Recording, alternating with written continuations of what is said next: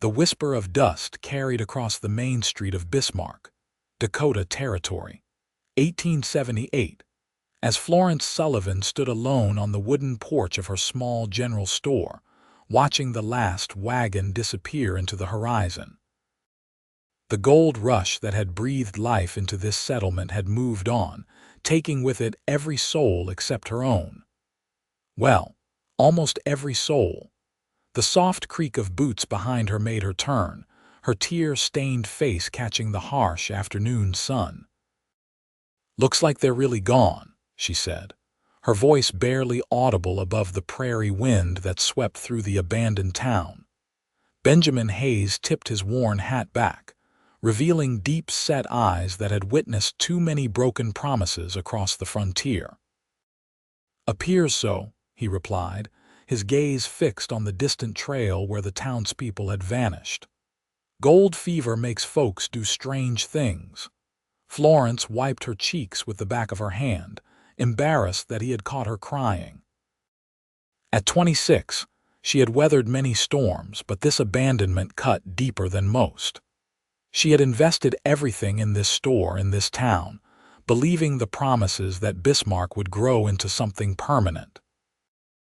"I suppose you'll be leaving too," she said, turning to face the tall cowboy who stood a respectful distance behind her.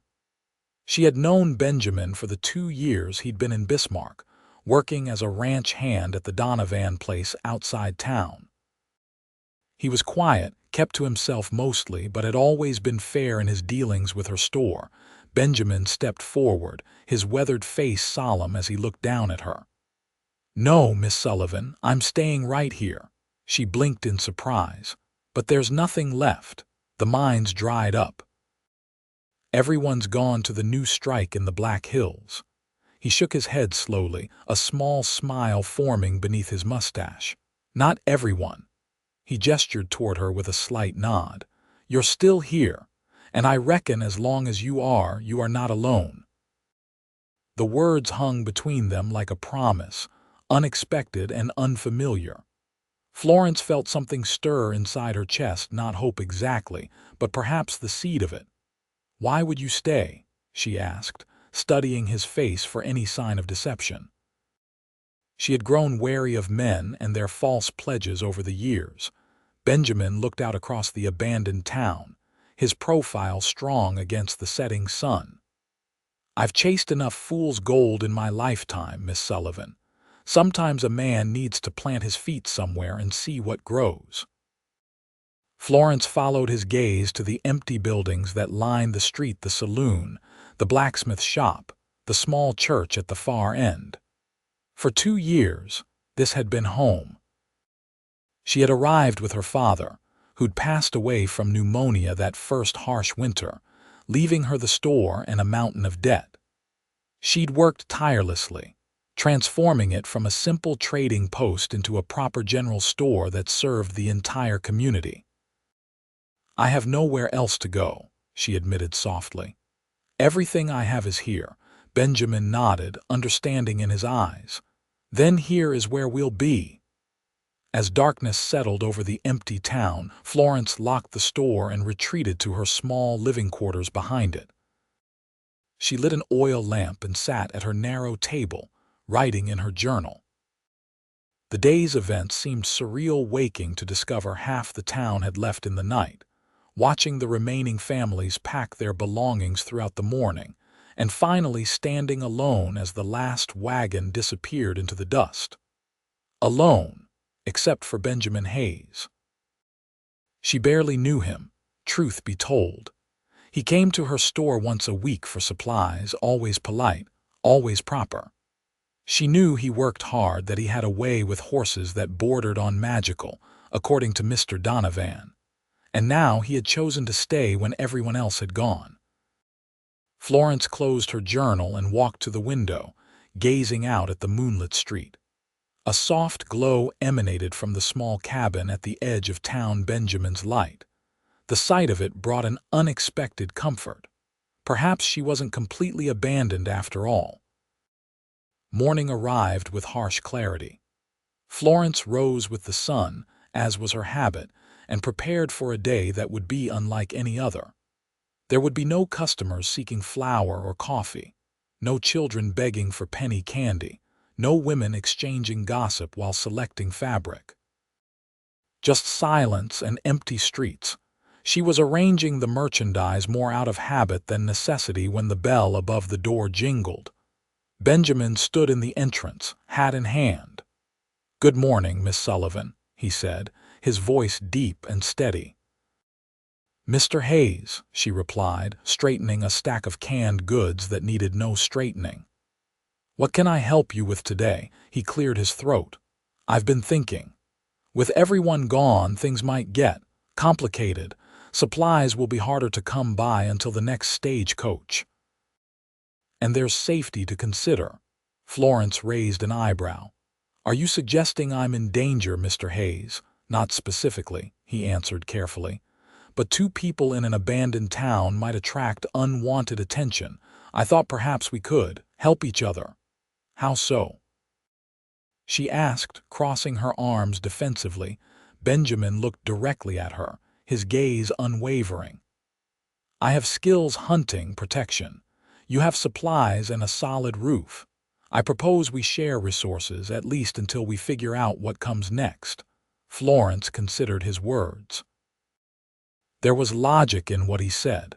The nearest settlement was Miles City, nearly a week's journey away. The stagecoach only came through once a month, and that was when Bismarck had been a functioning town. "What exactly are you proposing, Mr. Hayes?" she asked.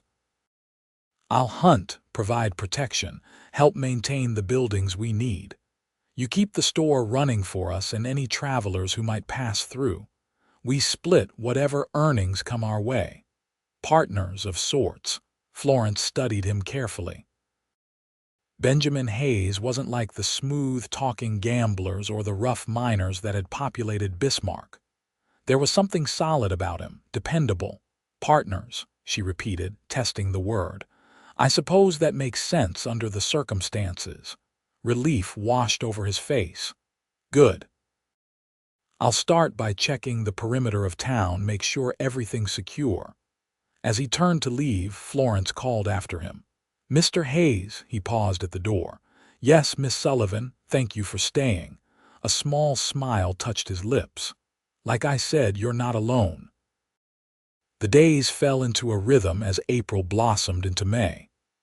Benjamin would rise before dawn, check the town's perimeter, hunt if needed, and tend to the small herd of livestock left behind: 3 milk cows, a dozen chickens, and his own horse, a sturdy chestnut gelding named Rusty. Florence maintained the store, kept inventory, and prepared meals from their combined resources. They took their dinners together on the store's back porch, watching the sunset paint the Dakota sky in magnificent hues of orange and purple. At first, their conversations were stilted, practical discussions about supplies and tasks. But gradually, they began to share pieces of their lives. "Where were you before Bismarck?" Florence asked one evening as they shared a rabbit stew she had prepared. Benjamin stared into the distance as if looking back through time. "All over, Texas mostly. Drove cattle up from San Antonio to Kansas more times than I care to count." "What brought you here?" "Certainly not the gold," he chuckled, a rare sound that Florence found she enjoyed. "No, not the gold. I was just passing through, heading to Montana when my horse threw a shoe outside of town. While waiting for the blacksmith, I heard the Donovan Ranch needed hands. The pay was fair, the work honest. Seemed as good a place as any to stop for a while." "And now," she asked, her voice softening, "what keeps you here when there's no work, no pay?" Benjamin turned to look at her, his expression thoughtful. "Sometimes a man gets tired of drifting, starts looking for something worth staying for." The weight of his words hung between them, and Florence felt her cheeks warm. She busied herself with clearing their plates, avoiding his gaze. "What about you?" he asked as she rose. "How did Florence Sullivan end up running a general store in Bismarck?" She paused, plates in hand. My father brought us here after my mother died. He had grand dreams about striking it rich, but he was a shopkeeper at heart, not a miner. He opened the store to supply the miners, figuring it was a safer bet than digging himself. Smart man, Benjamin nodded. He was, she agreed, a hint of sadness coloring her voice. Until pneumonia took him that first winter. I was 24, alone in a mining town with a store full of inventory and a ledger full of debts. You managed well, he said, genuine admiration in his tone. Your store was the finest establishment in Bismarck. She corrected with a small smile. The finest establishment in Bismarck, he returned her smile. Is indeed. As May turned to June, the Dakota summer brought scorching days and violent thunderstorms.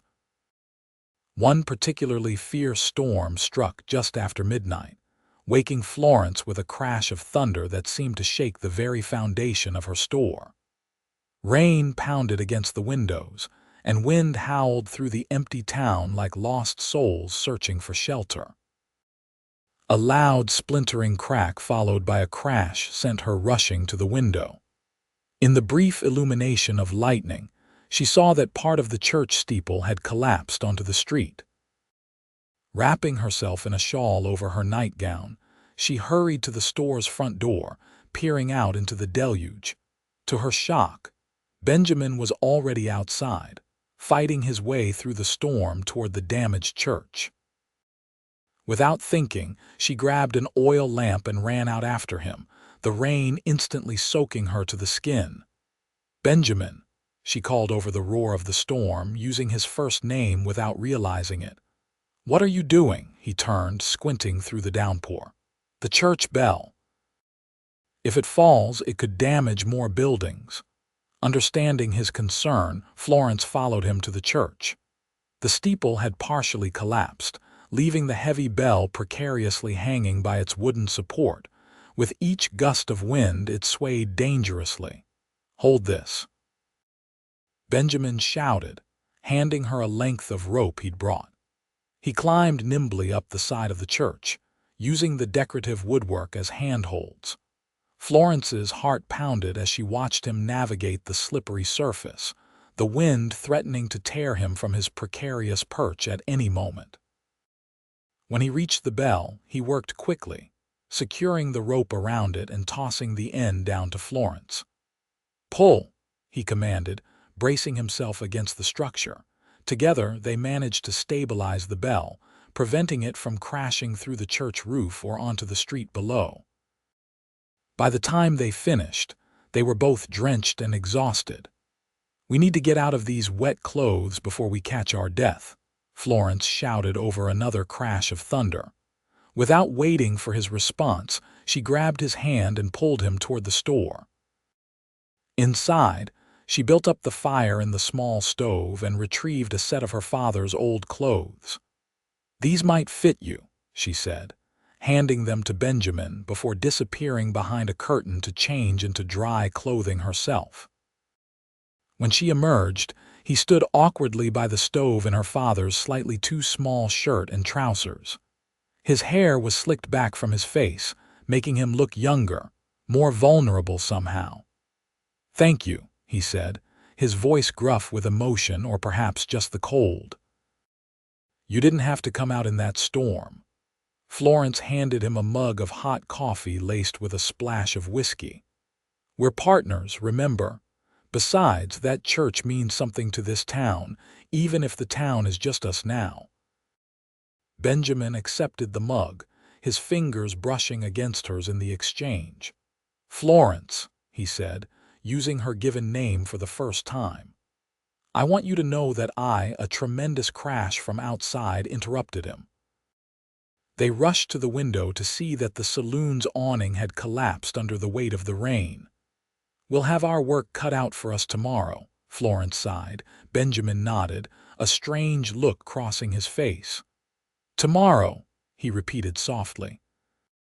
Whatever he had been about to say remained unspoken as they stood side by side, watching the storm rage through their empty town. The storm's aftermath kept them busy for days. Buildings that had been hastily abandoned needed repairs to withstand the elements. Benjamin worked tirelessly, reinforcing structures, patching roofs, and securing loose boards. Florence assisted where she could, holding ladders, handing him tools, and providing cold lemonade during the hot afternoons.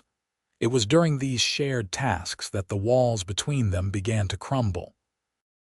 Working side by side, their conversations flowed more naturally, punctuated by occasional laughter and the casual touch of hands as they passed tools back and forth. One sweltering afternoon in late June, they were repairing the roof of the schoolhouse when Florence noticed Benjamin staring thoughtfully at the building. "What is it?" she asked, wiping sweat from her brow. "Just thinking," he replied, hammering another nail into place.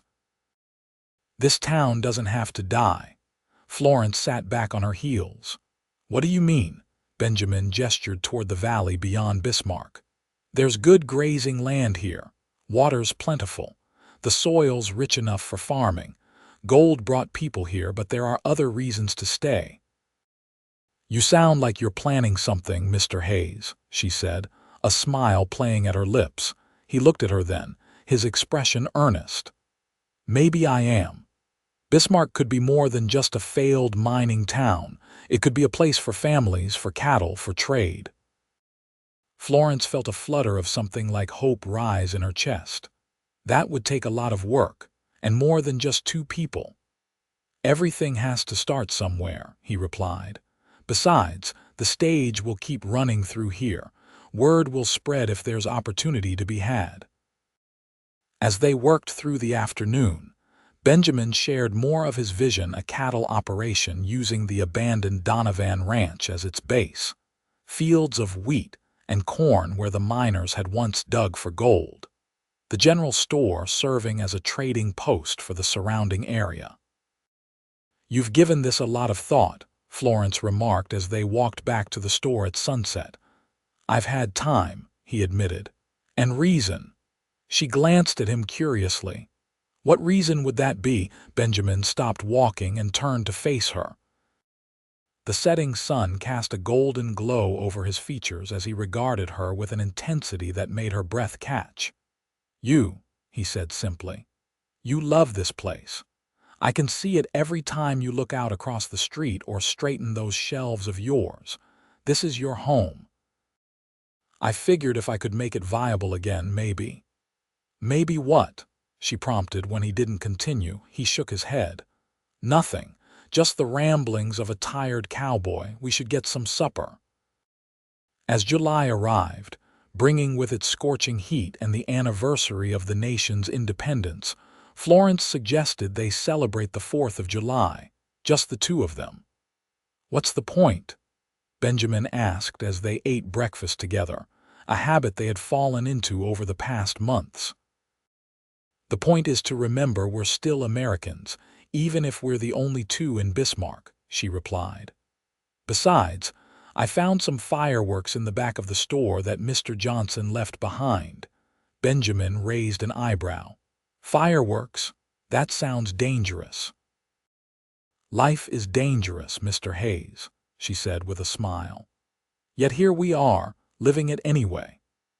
That evening they shared a special dinner of venison steaks, fresh vegetables from the small garden Florence had started, and a berry pie she had baked using the last of her precious sugar.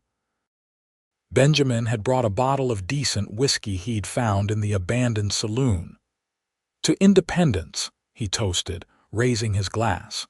"And new beginnings," she added, clinking her glass against his. As darkness fell, they set up the fireworks on the edge of town, away from the wooden buildings. Benjamin lit the first one, and they watched in delight as it soared into the night sky, exploding in a burst of red and gold. "It's beautiful," Florence breathed, her face illuminated by the falling sparks. Benjamin wasn't looking at the sky. "Yes," he agreed softly. "Beautiful." She turned to find him watching her, his expression unguarded for once. Something passed between them, a current of unspoken feelings that had been building since that first day when everyone else had left. "Benjamin," she whispered, his name a question on her lips. He stepped closer, hesitant yet determined. "Florence." The sound of approaching hooves interrupted the moment. They both turned to see riders approaching from the east, at least half a dozen men, moving fast toward Bismarck. Benjamin's hand moved instinctively to the revolver at his hip. "Get behind me," he said, his voice low and urgent. As the riders drew closer, Florence could make out their features in the moonlight. Rough men, trail-worn and dangerous-looking. The leader, a burly man with a thick beard, reined his horse to a stop a few yards away. "Well, well," he drawled, his eyes moving from Benjamin to Florence. "Looks like Bismarck ain't completely abandoned after all. Having yourselves a little celebration, are you?" Benjamin's stance remained protective. "Just passing through?" he asked, his tone casual but his body tense. The leader chuckled. "Maybe, maybe not. Depends on what Bismarck has to offer these days." "Not much," Benjamin replied evenly. "Gold's gone. Town's empty." "Not completely empty," the man said, his gaze lingering on Florence in a way that made her skin crawl. Benjamin took a deliberate step forward. "The lady runs the general store. We can sell you supplies if you need them at fair prices. Then you can be on your way." The leader exchanged glances with his companions. "Supplies, huh? Well, that's mighty generous. We'll take a look in the morning. For now, I reckon we'll make camp right here in town." "Saloon's still standing," Benjamin offered, clearly wanting to keep them away from the store where Florence lived. "Roof leaks a bit, but it's shelter." The leader nodded slowly. "Saloon it is. Much obliged for the hospitality." He tipped his hat mockingly. "Madam, Cowboy." As the riders moved toward the saloon, Benjamin turned to Florence. "Get inside and lock the doors," he whispered urgently. "I don't trust them." "What about you?" she asked, fear evident in her voice. "I'll keep watch from the porch. If anything happens, I'll fire 3 shots. That's your signal to run out the back and head for the hills. Don't look back." Florence gripped his arm. "I won't leave you." His eyes softened momentarily. "Just be ready, that's all I'm asking." That night Florence barely slept. She could hear occasional bursts of laughter and shouting from the saloon, and once, the sound of breaking glass. Through her window, she could see Benjamin's silhouette on the porch, vigilant throughout the night. Morning arrived without incident. Benjamin came inside as the sun rose, looking exhausted but relieved. "They were up most of the night drinking and playing cards," he reported, "but they stayed in the saloon." "What do you think they want?" Florence asked, pouring him a cup of coffee. Benjamin accepted the cup gratefully. "Nothing good. Men like that don't just happen upon a town like Bismarck." As if summoned by their conversation, the bell above the store door jingled. The leader of the riders sauntered in, followed by 2 of his men. "Morning," he greeted, his eyes surveying the well-stocked shelves with interest. "Fine establishment you have here, madam." Florence moved behind the counter, putting a barrier between herself and the visitors. "Thank you. What supplies do you need?" The man wandered through the store, running his fingers along various items. "Bit of everything, I suppose. Ammunition, food, whiskey if you have it." "The ammunition is behind the counter," she replied coolly. "I can show you what's available." As she spoke, the other 2 men spread out, examining the store with too much interest for simple customers. Benjamin positioned himself near the door, one hand resting casually near his holstered revolver. The leader approached the counter, leaning forward with a smile that didn't reach his eyes. "You know, we've been riding a long time. Heard Bismarck was abandoned, ripe for the taking. Imagine our surprise finding you 2 still here." Florence maintained her composure. "Bismarck is our home. We intend to rebuild it."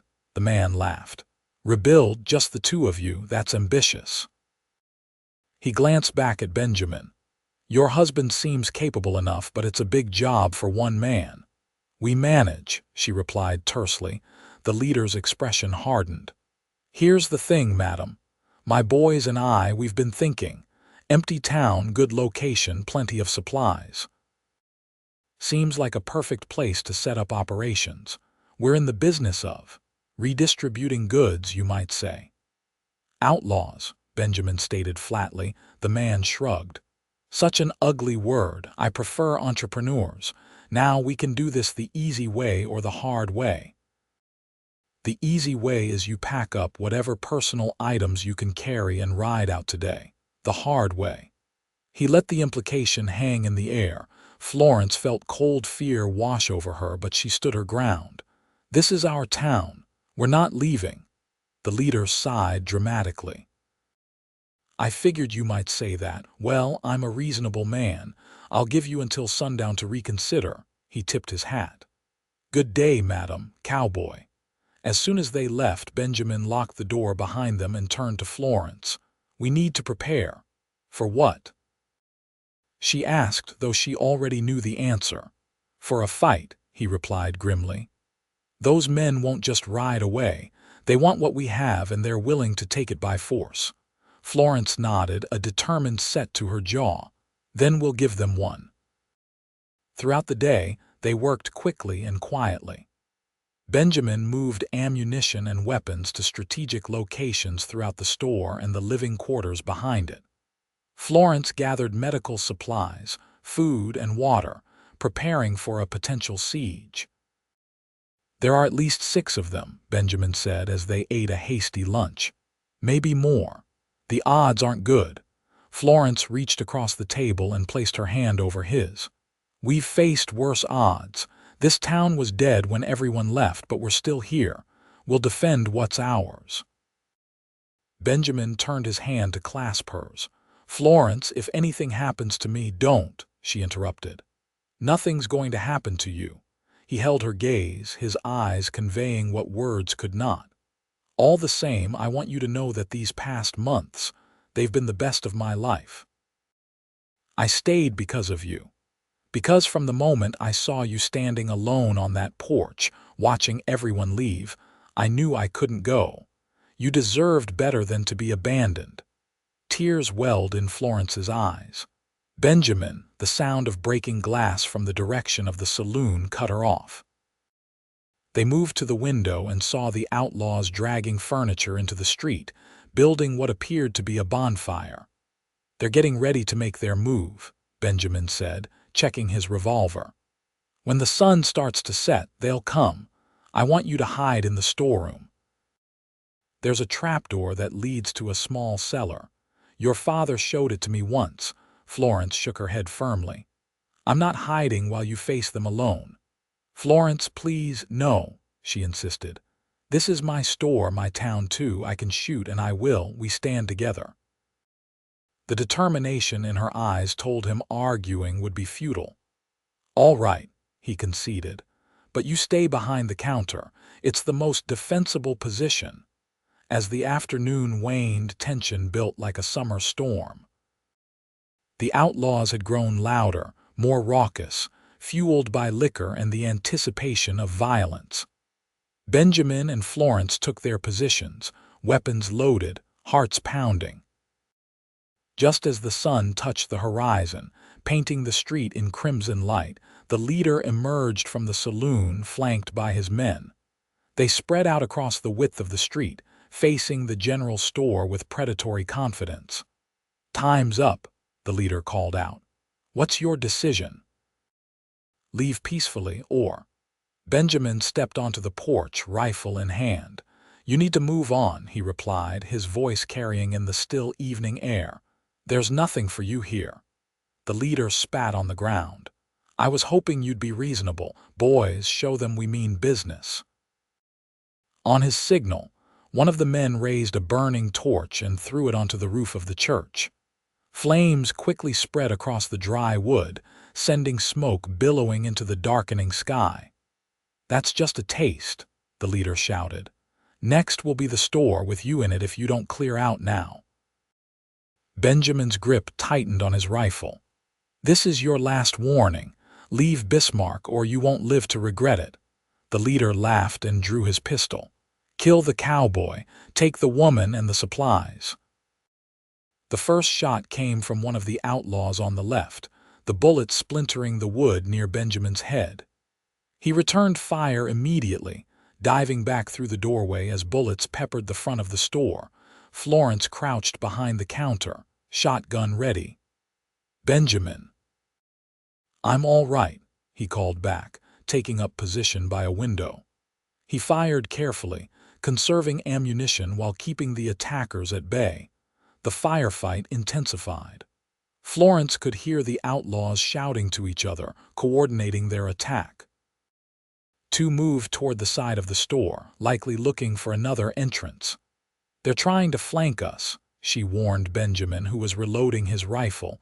He nodded grimly. "I'll cover the back, you watch the front." As he moved toward the rear of the store, a bullet shattered the front window, showering glass across the floor. Florence ducked down, then rose quickly to fire the shotgun at a figure rushing toward the porch. The man fell back with a cry, clutching his shoulder. Outside, the church burned brightly, casting an eerie glow over the battle. The smoke began to drift toward the store, providing some cover but also making it harder to breathe and see. Minutes stretched like hours as they fought to defend their home. Florence fired again at movement on the porch, then ducked as return fire splintered the counter. She heard Benjamin exchanging shots from the back room, his steady voice calling out warnings and directions to her. Suddenly, there was a crash from the side window. An outlaw had broken through and was climbing inside. Florence swung her shotgun toward him, but it clicked empty. Without hesitation, she grabbed a heavy iron skillet from a nearby shelf and struck him as he cleared the windowsill. He collapsed in a heap, unconscious. "Benjamin, one's inside." She shouted, reaching for the pistol she kept under the counter. Before Benjamin could respond, the front door burst open, and the leader himself charged in, firing wildly. A bullet grazed Florence's arm, causing her to drop the pistol with a cry of pain. The outlaw advanced, a triumphant gleam in his eye. "Game's over, pretty lady," he growled, raising his gun to finish her off.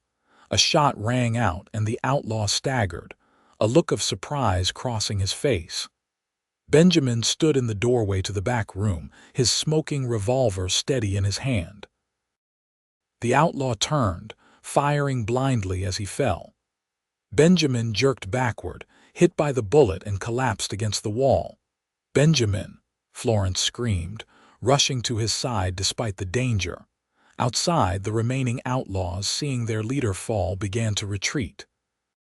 Shots still rang out, but they were moving away, back toward the saloon and their horses.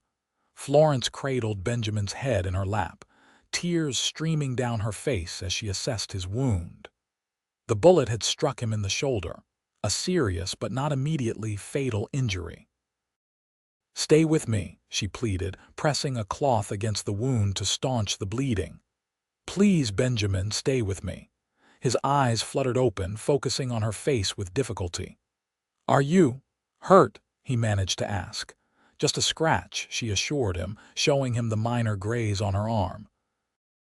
"But we need to get you to a bed. Can you stand if I help you?" With great effort and Florence's support, Benjamin made it to her bedroom behind the store. She helped him onto the bed, then gathered medical supplies with shaking hands. The sounds of gunfire had ceased, replaced by the distant noise of horses galloping away. "They're leaving," Benjamin whispered as she cut away his bloodied shirt. "Good riddance," she replied, cleaning the wound as gently as she could. "This is going to hurt, but I need to get the bullet out." Benjamin nodded, gripping the bedsheet in anticipation. "Do what you have to." Florence had assisted the town doctor often enough to know the basics of bullet extraction. With steady hands that belied her inner turmoil, She removed the bullet and cleaned the wound thoroughly before stitching it closed. Benjamin remained conscious throughout, his jaw clenched against the pain, his eyes never leaving her face. When she had finished bandaging him, Florence sat beside him on the bed, exhaustion washing over her. "Why did you do it?" she asked softly. "Why did you risk your life for me?" Benjamin reached up with his good hand to touch her cheek. "Because without you, there's nothing worth saving," he answered, his voice rough with emotion. "I love you, Florence Sullivan. Have since that first day when everyone else abandoned you and this town." Tears filled her eyes anew, but these were different tears of joy mixed with the fear and relief of the night's events. "I love you too," she whispered, leaning down to place a gentle kiss on his lips. "Rest now. I'll keep watch." She moved to rise, but he caught her hand. "Stay," he pleaded. "Just stay with me." Florence settled beside him on the bed, careful not to disturb his injured shoulder. Outside, the church continued to burn, but the store, their home, remained standing. They had defended it together, and together they would rebuild what had been damaged.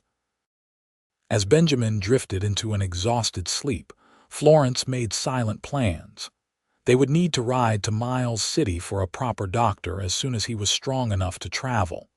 They would need supplies to repair the damage from the attack. But most importantly, they had a future to build together. Dawn broke over Bismarck, revealing the aftermath of the battle. The church was a smoldering ruin, and the front of the store was riddled with bullet holes.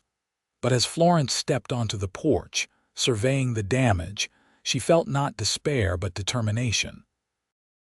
This was still their town, and now they had defended it with their blood. It belonged to them more truly than ever before. Benjamin recovered slowly but steadily under Florence's careful nursing. By mid-July, he was able to move about with his arm in a sling, helping with repairs where he could.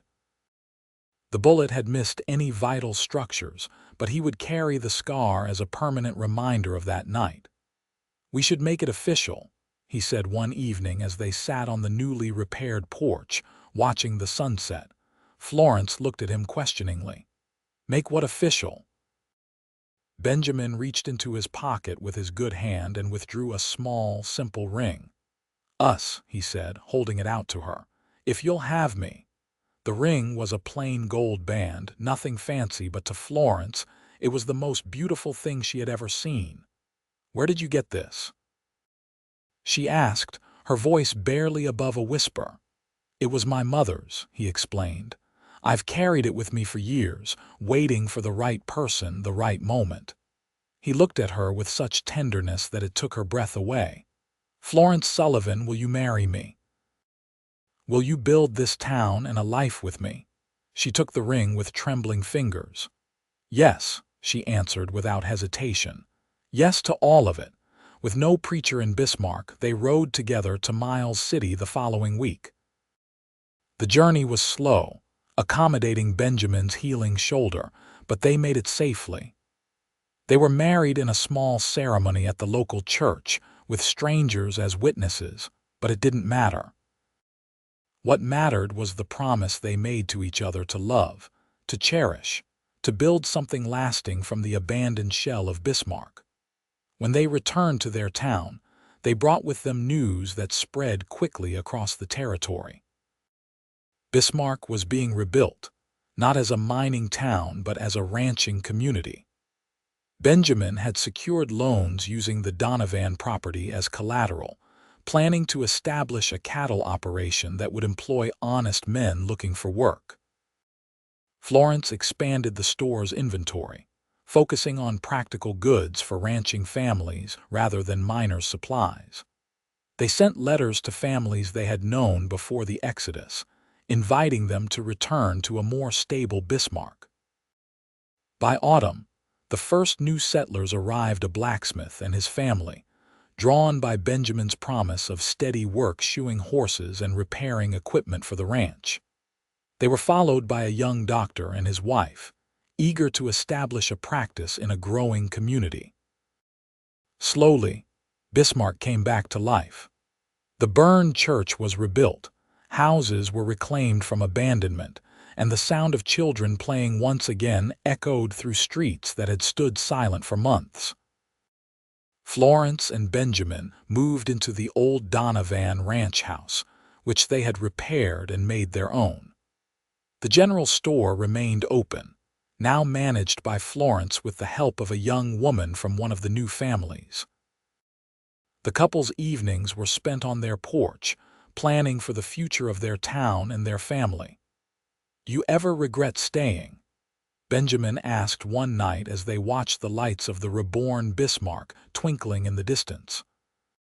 Florence rested her head against his shoulder, her hand absently stroking the slight swell of her belly where their child was growing. "Never," she answered truthfully.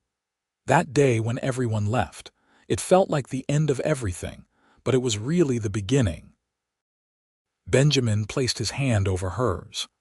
"The day I told you that you weren't alone, I had no idea what would come of it. I just knew I couldn't leave you. And now look at us," she said, gesturing toward the town. "We're not alone at all." Benjamin pulled her closer, pressing a kiss to her temple. "No, we're not, and we never will be again."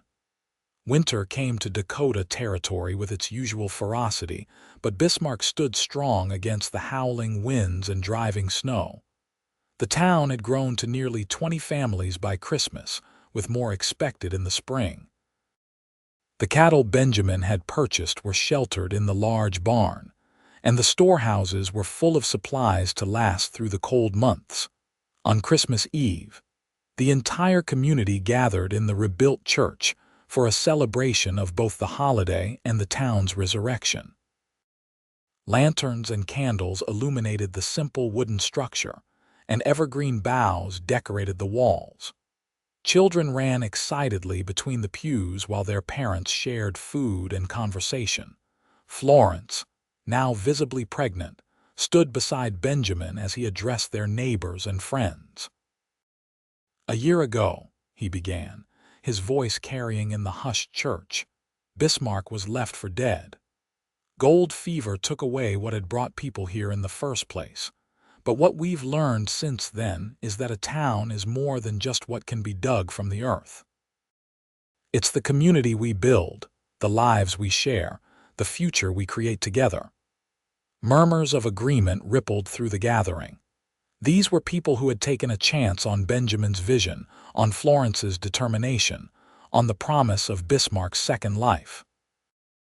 "Tonight, we celebrate not just the holiday," Benjamin continued, "but each of you who chose to make this place your home. Together, we're building something that will outlast any gold strike." Florence stepped forward, her hand clasped in Benjamin's. "When I stood alone on my store porch watching the last wagon leave, I thought it was the end," she said, her voice clear despite the emotion behind her words. "Then this stubborn cowboy refused to go." Affectionate laughter followed her words. "He told me I wasn't alone, and because of that simple act of kindness and faith, none of us are alone tonight." The celebration continued late into the evening, with music from a fiddle someone had brought, dancing despite the church setting, and more food than the small community should have been able to provide. It was a night of joy, of hope, of confirmation that their gamble on Bismarck had been the right choice. As winter gave way to spring, Florence gave birth to a son they named James after her father.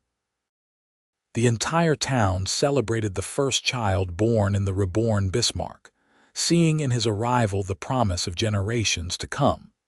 Benjamin took to fatherhood with the same quiet determination he had shown in rebuilding the town. He would often be seen with James strapped to his chest as he rode among the growing herd of cattle, or supervised the construction of new buildings in town. By summer, the transformation of Bismarck was remarkable. What had been an abandoned mining town was now a thriving community centered around ranching and trade. The stage line had increased its stops, bringing mail and passengers more frequently. New businesses had opened: a proper restaurant, a dressmaker's shop, even a small schoolhouse where the children gathered for lessons. Florence divided her time between motherhood and her work at the store, which had become the heart of the community, just as it had been during the mining days. But now, instead of desperate men seeking their fortunes in gold, she served families building lives meant to last. "We should expand," she told Benjamin one evening as they walked through town, James sleeping peacefully in his father's arms. "Add a second floor to the store, make it a proper emporium." Benjamin smiled at her enthusiasm. "Always planning, aren't you?" "Someone has to," she replied with a laugh. "Besides, the town's growing. We need to grow with it." He adjusted James gently as the baby stirred. "Whatever you want to do, I'm with you. Partners, remember." Florence stood on tiptoe to kiss his cheek. "Always partners." As they reached the town square, a new addition Benjamin had insisted upon during the rebuilding, they paused to look back at what they had created. From the ashes of abandonment had risen a community stronger and more vibrant than before. Children played where once only miners had stumbled from saloon to claim. Families made homes where transient workers had merely existed, and at the center of it all stood the couple who had refused to give up. "Do you remember what you said to me that day?" Florence asked, her eyes reflecting the setting sun. When everyone else had gone, Benjamin nodded, his expression soft with the memory. "You are not alone," he quoted himself. "It was true then," she said, looking around at their thriving town, "and it's even more true now." 5 years passed, and Bismarck continued to flourish. The cattle operation Benjamin had started expanded into one of the largest in the territory. Florence's general store grew into a 2-story emporium that served communities for miles around.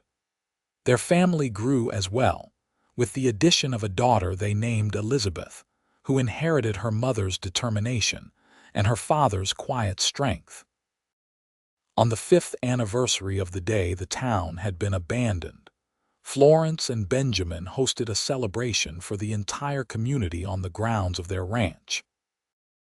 Nearly 100 people attended, families who had taken a chance on a reborn Bismarck and found prosperity, newcomers attracted by the town's growing reputation, and even a few of the original residents who had returned when they heard of Bismarck's transformation. Tables laden with food stretched across the yard, and lanterns hung from trees to illuminate the gathering as dusk fell. Children raced through the grass, playing games and shrieking with laughter. Musicians played lively tunes, and couples danced on a wooden platform constructed specially for the occasion. Florence found Benjamin standing apart from the celebration, watching their 6-year-old son teaching his little sister how to twirl. "What are you thinking about, looking so serious?" she asked, slipping her arm through his. Benjamin smiled down at her, the years having added distinguished touches of gray to his temples but taken none of the warmth from his eyes. "Just remembering where we started," he replied. "That empty town, just you and me." "Scared and uncertain," she added with a small laugh. "Speak for yourself," he teased. "I was never uncertain about you." Florence leaned her head against his shoulder, watching their children with pride. "Do you think they'll ever understand what it took to build all this? How close Bismarck came to disappearing completely?" "We'll tell them the story," Benjamin assured her. "How their mother refused to abandon her home, how a cowboy stayed behind when everyone else left. How we fell in love rebuilding a ghost town," she continued. Benjamin turned to face her fully, taking both her hands in his. "Florence Hayes, you are the bravest, most stubborn, most beautiful woman I have ever known. Staying in Bismarck was the best decision I ever made because it led me to you."